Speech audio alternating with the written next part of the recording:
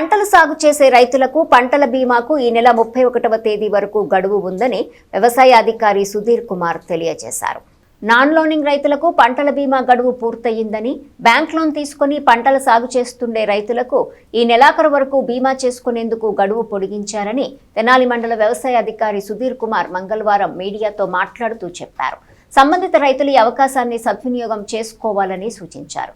ఇదే విధంగా బోరు నీటితో సాగు చేస్తున్న వరి పైర్లో ఐరన్, జింకు, ధాతు లోపాలను కనిపిస్తున్నాయని సుధీర్ కుమార్ చెప్పారు. ఈ లోటును తీర్చేందుకు వ్యవసాయ సిబ్బంది సిఫార్సు చేసిన ప్రకారం చర్యలు తీసుకోవాలని చెప్పారు.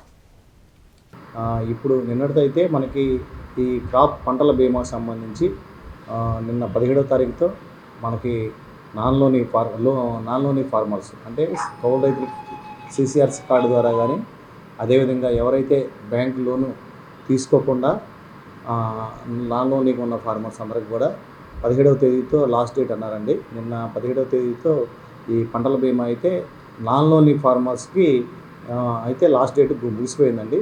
ఇప్పుడు ఈ నెల 31 వరకు కూడా లోని ఫార్మర్స్కి ఎవరైతే ఇప్పుడు బ్యాంకులో లోన్ తీసుకుంటారో వారికి ఈ యొక్క పంటల బీమా కట్ చేసుకునే అవకాశం ఉంది. ఎకరానికి 800 రూపాయల చొప్పున మనకి ఇప్పుడు ఎవరైతే బ్యాంక్ లోన్ తీసుకుంటారో ఎవరైనా రైతు సోదరులు వారందరికీ కూడా ఇప్పుడు ఈ నెల 31వ తేదీ వరకు అవకాశం ఉందని తప్పనిసరిగా రైతు సోదరులందరూ కూడా బ్యాంక్ లోన్ తీసుకునే వాళ్ళందరూ కూడా ఈ యొక్క పంటల బీమా చేసుకోవాల్సిందిగా ముఖ్యంగా తెలియజేయటమైంది.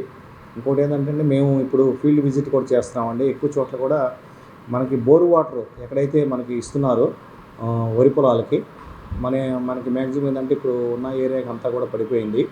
ఈ బోర్ వాటర్ ఇచ్చే ఏరియాలో ఐరన్ డెఫిషియన్సీ బాగా కనపడుతుందండి. మేము ఇప్పుడు ఈరోజు మార్నింగ్ బుడిపాలెం కానీ అన్ని విలేజ్లు కూడా విజిట్ చేయడం జరిగింది. ఎక్కువ పర్సెంట్ బోర్ వాటర్ ఉన్న దగ్గర గుడివాడ, అంగళకూతురు ఆ ఏరియాలో కూడా ఐరన్ డెఫిషియన్సీ బాగా కనపడుతుంది.